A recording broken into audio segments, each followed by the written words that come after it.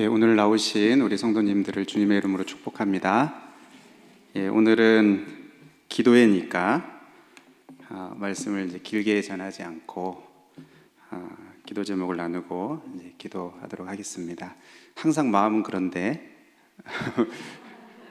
뜻대로 잘 안 됩니다. 제가 말만 빨리 해도 되지 않을까 생각이 듭니다.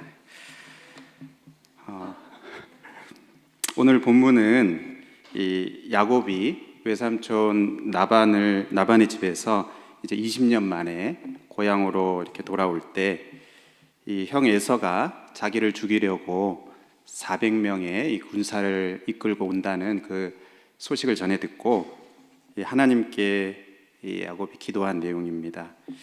야곱은 오늘 읽지 않았지만 7절을 보면 지금 심히 두렵고 또 마음이 답답합니다. 지난 20년 동안 그 쌓은 모든 그 재산은 말할 것도 없고 지금 이제 아내와 또 자식들 그리고 자기의 그 생명까지 위태로운 순간입니다. 모든 것이 한순간에 다 무너질 수 있는 그런 상황입니다. 이때 야곱이 하나님께 기도하는 것입니다. 야곱이 기도하는 내용이 창세기 28장에도 우리가 잘 아는 그 베델의 그 사건에서 이제 나오는데요. 이 20년 전에 이 형 에서에게서 이제 도망칠 때 그 위기의 순간에 베델에서 자기를 찾아오신 그 하나님께 야곱이 기도하는 그 하나님께 이제 서원의 그 기도를 올려드리는 그러한 내용이 나옵니다. 그 후로 이제 20년 만에 성경 기록상으로는 물론 그 사이에도 기도를 했겠지만 성경 기록상으로는 20년 만에 야곱이 다시 하나님께 드리는 이 기도의 내용입니다.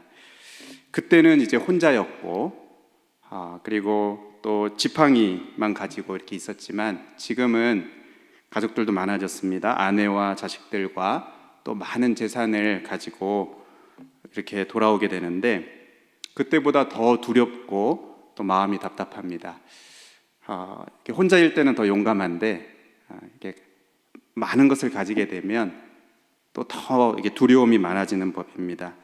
이때 이 야곱이 하나님을 뭐라고 부르는가 하면 9절에 내 할아버지의 아브라함의 하나님 또 내 아버지 이삭의 하나님 여호와여 이렇게 하나님을 부릅니다. 여기 이제 신앙의 3대가 나옵니다. 할아버지 아브라함, 아버지 이삭 그리고 아들 야곱 이렇게 이제 3대가 나옵니다. 나이 계산을 이렇게 해보면 아브라함이 175세 때 야곱이 15살입니다. 그러니까 이 야곱이 15살이 될 때까지 아브라함이 이제 175세에 죽는데 그때 야곱의 나이가 이제 15살이었고 그때까지 이제 아브라함이 살아 있었던 거죠. 그러니까 야곱이 중2 15살 그때까지 이 할아버지 아브라함의 품에서 같이 있었던 것입니다.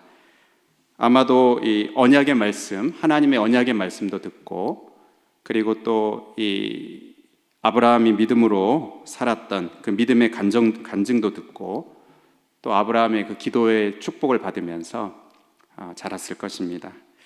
우리가 이제 주일학교, 여름 성경학교 이렇게 되면 성경 이야기들을 할 때 이제 주 메뉴가 이제 아브라함인데 이 야곱은 아브라함에게 직접 들은 거죠.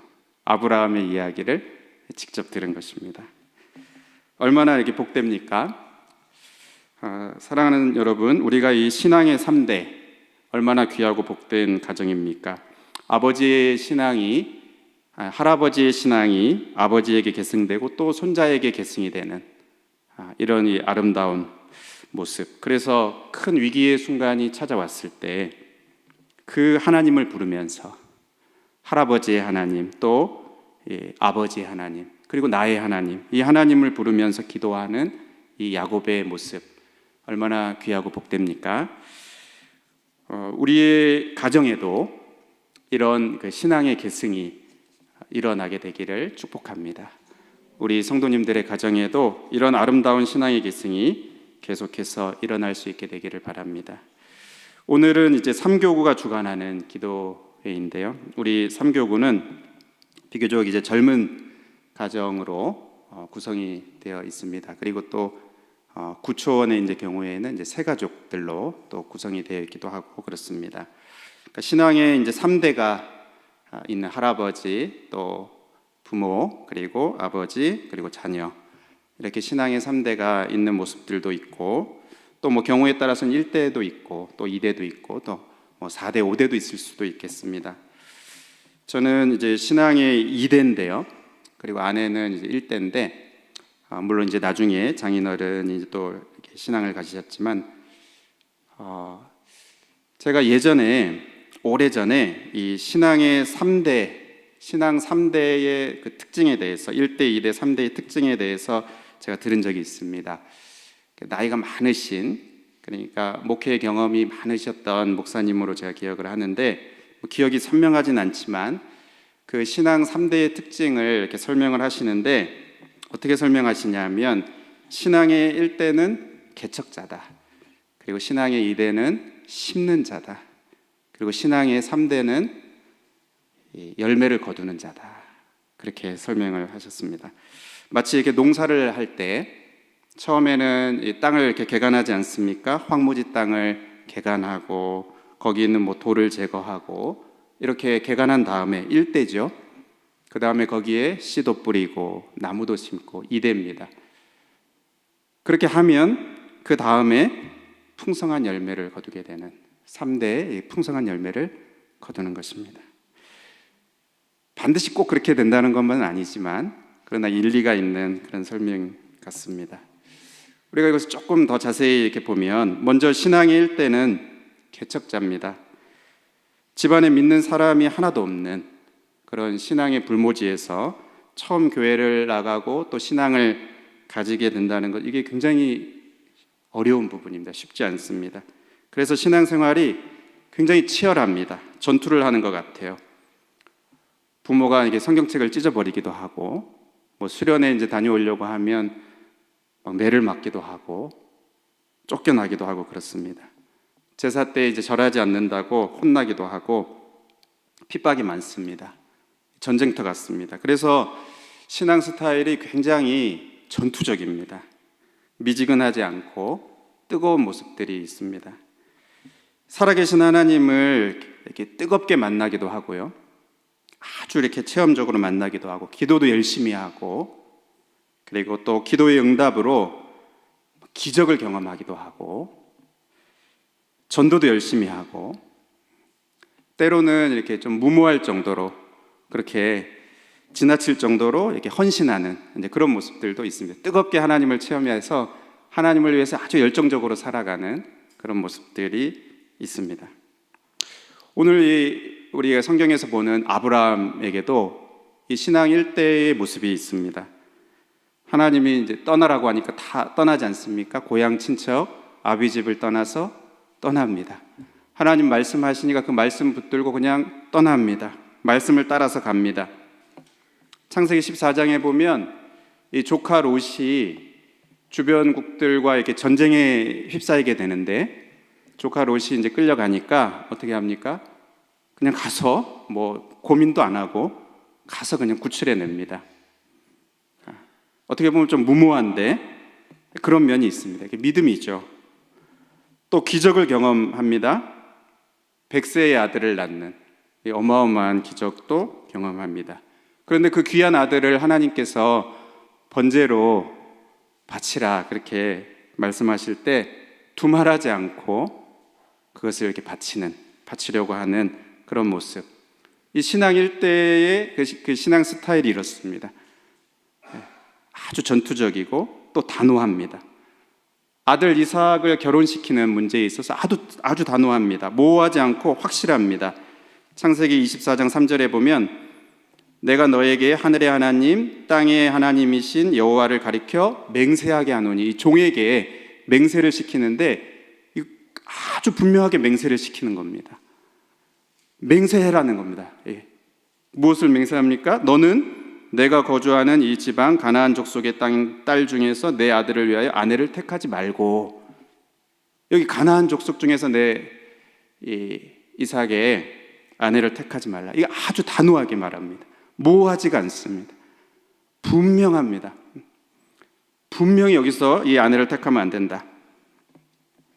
이 신앙 스타일이 이렇습니다. 그래서 이삭이 40세가 될 때까지 결혼을 하지 못하는, 뭐 그럴 수도 있었던 것 같아요. 차라리 결혼을 안 시키면 안 시키지, 그렇게 할 수 없다. 이게 아주 단호하게, 이게 이제 신앙 1세대의 어떤 특징 중의 모습입니다. 아브라함에게서도 이렇게 발견되는 그런 모습입니다. 다음으로 신앙 2대는 심는 자입니다. 심는 자. 앞서 이 신앙 1대가 이 걸림돌이 되는 많은 부분들을 이렇게 제거해 줬습니다. 그래서 신앙 2대는 좀 편합니다. 신앙생활하기가 좀 편해요. 저희 이제 친가 쪽에 아버지 밖에 이제 신앙생활 하시는 분이 없었어요. 다 집안 다 믿지 않으신 분들이었습니다. 그러니까 아버지 혼자 이렇게 믿으시는데 이제 제사 지낼 때 다 절하지 않습니까? 근데 이제 저희는, 형님하고 저는 괜찮은, 아버지가 절하지 않으시고 아버지가 다 이렇게 보호막이 돼주시고 방호벽을 쳐주시니까 다 뭐 조카들도 절하고 다 절하는데 아무도 뭐라고 하지 않는, 부모 자식만이 아니고 형제간에도 이제 그런 경우들이 있습니다. 이 형 누나가 신앙 1대여서 이런 그 전투적으로 신앙생활을 한 경우에 이제 동생들이 좀 편합니다. 형 누나는 이제 수련회 가고 교회 가려면 뭔가 매 맞고 갔는데 동생들은 뭐 그냥 이렇게 갈 수 있는, 좀 편합니다. 핍박을 다 받아서 동생들은 상대적으로 신앙생활하기가 편합니다. 그런데 이 신앙생활하기 편안하다는 것이 꼭 좋은 것만은 이제 아닌 경우들이 있죠. 너무 이렇게 편안하고 어려움이 없는데 또 신앙의 간증도 없는 그런 경우들이 생깁니다. 이러한 그 신앙 2대의 모습이 이삭에게도 있습니다. 성경을 보면 아브라함과 또 야곱에 비해서 이삭에 대한 내용들이 별로 없어요. 그리고 이삭에 대한 내용들도 그냥 이렇게 아브라함과 연결해서 또 아들 야곱과 연결해서 이렇게 나오고 별로 이렇게 분량이 적습니다. 그만큼 이야기거리가 없는, 편집되는, 그만큼 이렇게 순탄하게 살았다는 것이고 또 그만큼 간증할 내용도 적은 것입니다.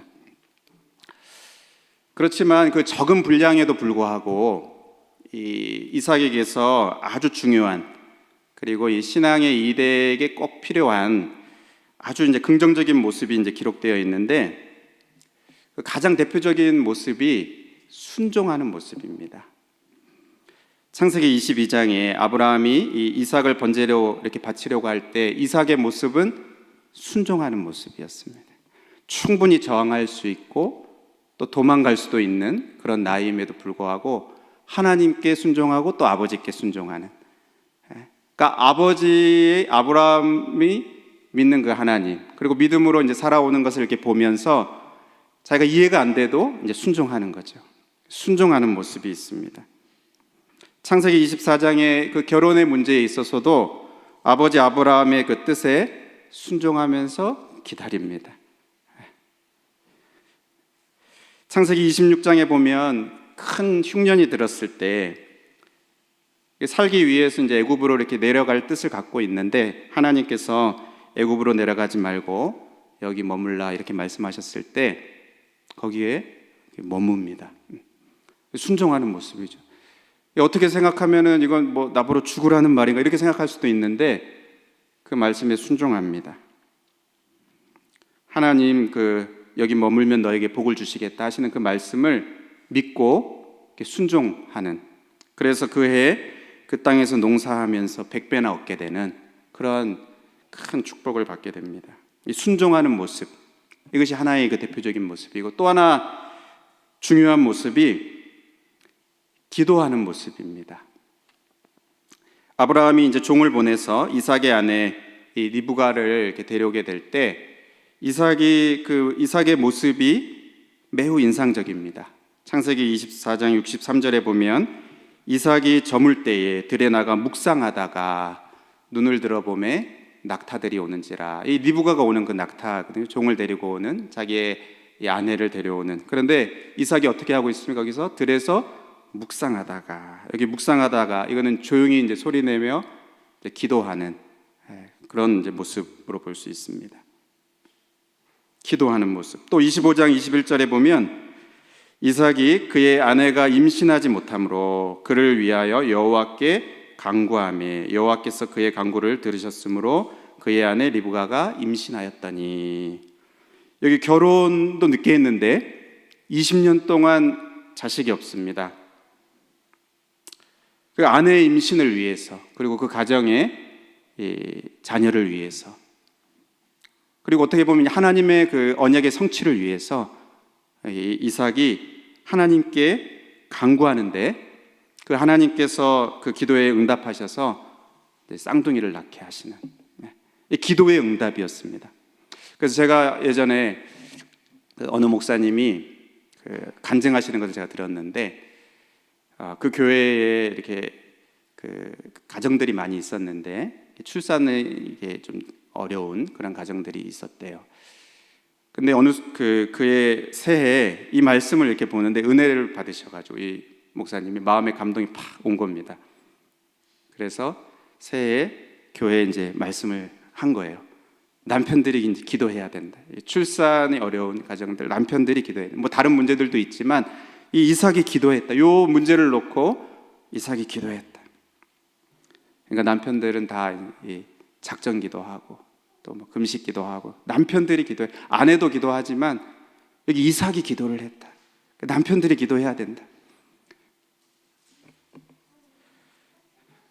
그의 이제 다 이제 임신하게 됐다 하는 이야기를 제가 들었습니다. 기도하는 모습입니다. 이 신앙 2대의 특징이 심는 자라고 할 때 무엇을 심는가? 이 순종을 심고 또 기도를 심는. 분량이 이제 뭐 많진 않아도 묵묵히 계속 심는 겁니다. 기도를 심고 순종을 심고 뭐 이렇게 이렇게 큰 굉장히 뭐 눈에 띌 만한 그런 삶이 아닐지라도 묵묵히 계속 심는 겁니다. 순종을 심고 기도를 심고 열매를 위해서. 이렇게 신앙을 잘 계승할 때 자녀 세대의 이 3대에 가서 풍성한 열매를 얻게 되는 그러한 일이 있게 됩니다. 이 마지막으로 이 신앙 3대의 특징은 무엇인가 하면 열매를 거두는 것, 열매를 거두는 겁니다. 아브라함도 부자였고 또 이삭도 복을 많이 받았는데 야곱도 하나님께서 복을 많이 주셨습니다. 뭐 재산의 복도 주셨지만 특별히 자녀의 복을 많이 주셔서 아들 12를 낳고 또 딸 하나를 낳는, 이게 이제 앞대에 비해서는 이제 폭발적인 열매를 거둔 것입니다. 아브라함은 한 명만 있고 또 이삭은 이제 둘만 있는데 야곱은 굉장한 많은 열매를 거두게 된 것입니다. 근데 그러기까지 많은 우여곡절이 있었습니다. 그 앞에서 말씀드린 그 목사님이 신앙 3대에 대해서 말씀하신 그 목사님이 이런 말씀을 하신 게 기억이 나는데, 이 1대, 2대와 달리 신앙 3대째 사람들은 경고를 한 겁니다. 딴 생각을 하면 안 된다. 곁길로 가면 안 된다. 그러니까 세상을 기웃거리면 안 된다. 경고를 하셨어요. 그러니까 1대의 경우에는 굉장히 이제 치열하게 전투적으로 신앙생활을 하니까 뭐 이렇게 이 세상에 눈을 돌릴 겨를도 없는 겁니다. 어떤 면에서 딴 생각에 들 틈이 없습니다. 그리고 2대의 경우도 이렇게 평안한 가운데 또 순종하고 또 기도하면서 묵묵히 이제 이것을 심습니다. 근데 문제는 이것을 보고 자란 3대, 이 3대의 경우에 막 그렇게 전투적으로 신앙생활 하는 것도 아니고 뭐 헌신적으로 신앙생활 하지도 않고 어려서부터 이 신앙의 풍토 가운데 자라고 분위기 속에서 자라기는 하지만 내가 인격적으로 하나님을 만나고 체험한 것도 없고 체험적인 신앙이 없고 다분히 종교생활 여기에 익숙해서 계속 이렇게 이어가게 되면서 자꾸 이렇게 딴 생각을 할 위험이 있다는 겁니다. 자꾸 세상을 이제 기웃거리는 그럴 위험이 있다. 그렇게 경고하셨어요.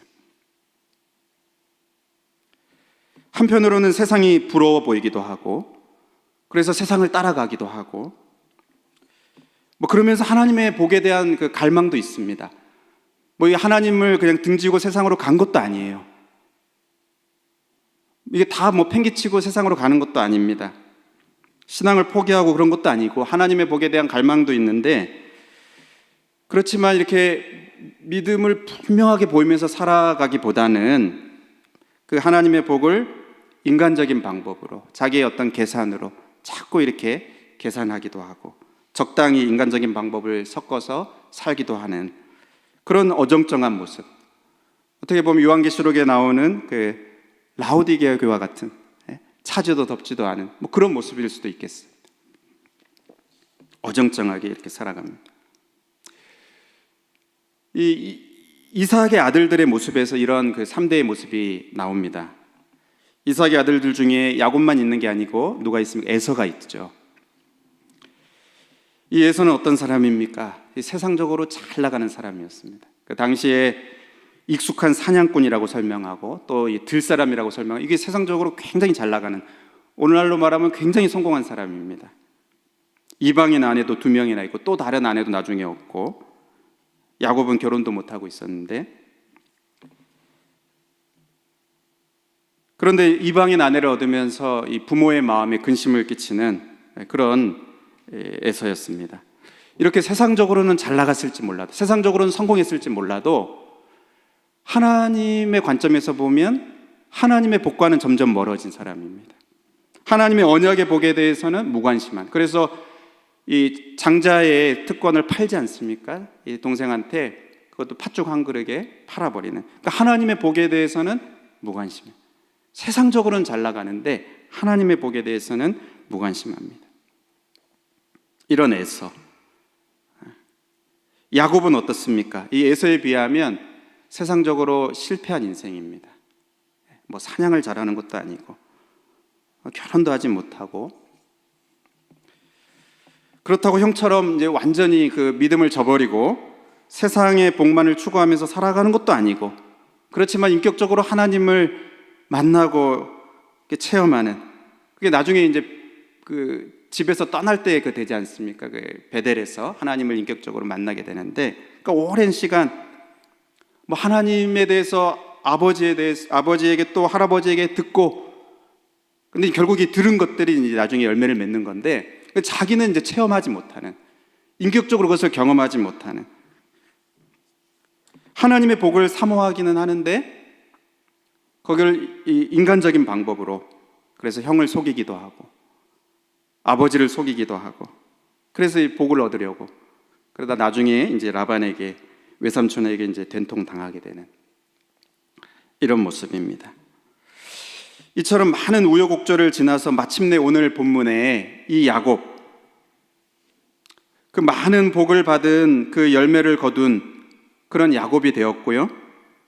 그리고 그 모든 것이 한순간에 무너질 수 있는 그 위기의 상황 가운데에서 하나님께 기도하는, 20년 전에 그 베델에서 자신을 찾아오셨던 그 하나님, 나를 만나주셨던 그 하나님, 그냥 아버지의 하나님, 할아버지 하나님인 줄 알았는데 분명히 살아계신 그 하나님, 그 하나님을 나의 하나님으로 인격적으로 만나고 체험했던 20년 전에 그 하나님, 그리고 20년 동안도 계속 그 하나님의 보호하심 가운데 이렇게 다루어지면서 경험했던 그 하나님, 그 나의 하나님을 지금 기도하고 있는, 그 하나님께 기도하는 것이에요. 모든 게 무너질 수 있는 그 상황 가운데에서 그 하나님께 간구하고 있습니다. 나의 하나님께 나를 건져주십시오. 형 에서에게서 나를 건져주십시오. 두렵습니다. 말씀대로 이루어 주십시오. 그 언약을 이루어 주십시오. 그렇게 하나님께 기도하는 이 야곱.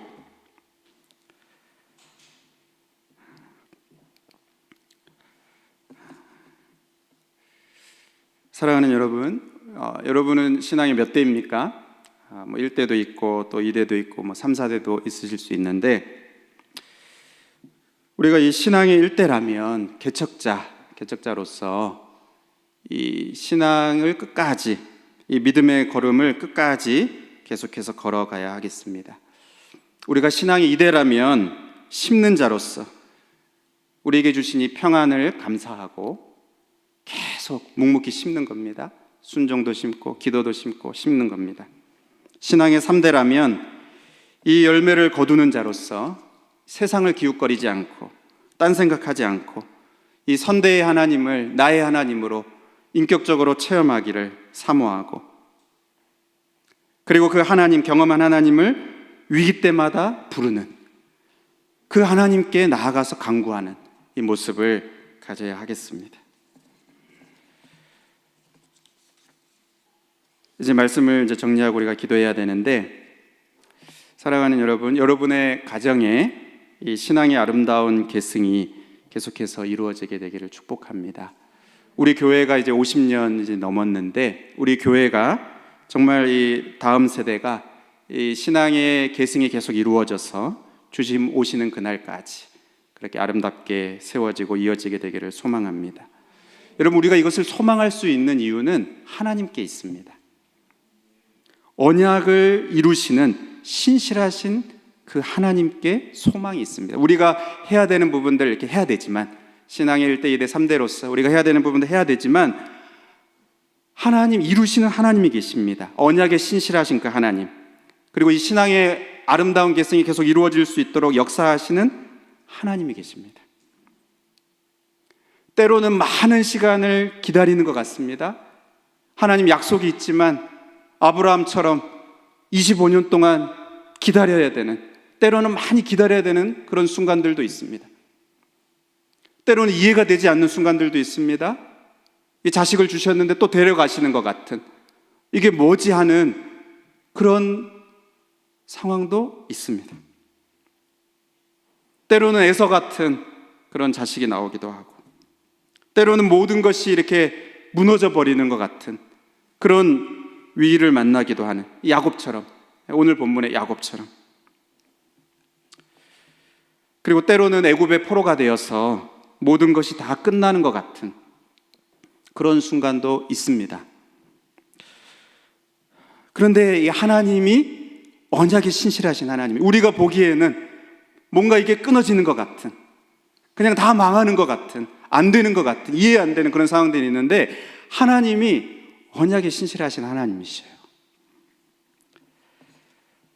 애굽에서 오랜 세월 탄식하며 부르짖는 그 자기 백성의 소리를 하나님이 들으셨습니다. 출애굽기 2장 24절에 하나님이 그들의 고통 소리를 들으시고 하나님이 아브라함과 이삭과 야곱에게 세운 그의 언약을 기억하사, 언약을 기억하신 하나님입니다. 25절에 하나님이 이스라엘 자손을 돌보셨고 하나님이 그들을 기억하셨더라. 언약에 신실하신 하나님이십니다. 그래서 구원자 모세를 보내십니다. 출애굽기 3장 15절에 하나님이 또 모세에게 이르시되 너는 이스라엘 자손에게 이같이 이르기를 너희 조상의 하나님 여호와 곧 아브라함의 하나님, 이삭의 하나님, 야곱의 하나님께서 나를 너희에게 보내셨다 하라. 그리고 그 하나님께서 마침내 예수 그리스도를 보내주셨습니다. 모세를 보내기까지는 400년의 그 시간, 그리고 오랜 시간 지나서 예수 그리스도를 보내셨어요. 사도행전 3장 13절에 아브라함과 이삭과 야곱의 하나님 곧 우리 조상의 하나님이 그의 종 예수를 영화롭게 하셨느니라. 언약이 신실하신 하나님이 우리가 아까 부른 찬양처럼 일하고 계신 것입니다. 언제까지요? 끝날까지. 그래서 마침내 완성될 하나님의 나라 천국에까지 이르게 하실 것입니다. 마태복음 8장 11절에 또 너에게 이르노니 동서로부터 많은 사람이 이르러 아브라함과 이삭과 야곱과 함께 천국에 앉으려니와. 여러분, 우리가 해야 되는 것을 또 합니다. 해야 됩니다. 우리가 1세대면 또 2세대면 3세대, 우리가 그 자리에서 해야 되는 부분들을 하는데, 하나님이 신실하신 하나님이십니다. 하나님이 이루시는 하나님이십니다. 그 하나님을 우리가 믿고 하나님을 의지하면서 우리가 해야 되는 그것을 하는 겁니다. 하나님께 달려있음을 알고 또 우리가 해야 되는 것을 오늘 우리가 이 상황 가운데서 하는 것입니다. 사랑하는 여러분, 이 언약에 신실하신 하나님께서 이루실 것을 우리가 믿고 우리는 우리의 자리에서 일대라면 일대답게 또 그래서 개척자로 끝까지 나아가고 이대라면 이대답게 묵묵히 순종과 기도를 심고 또 3대라면 그 3대답게 그 인격적인 하나님을 나의 하나님으로 경험하고 위기 가운데 하나님을 찾고 이렇게 우리가 감당해야 할 부분들을 계속 감당할 수 있게 되기를 주님의 이름으로 축복합니다. 그래서 우리 교회도 또 우리 가정도 계속해서 신앙의 아름다운 계승이 이루어지게 되기를 간절히 소원합니다.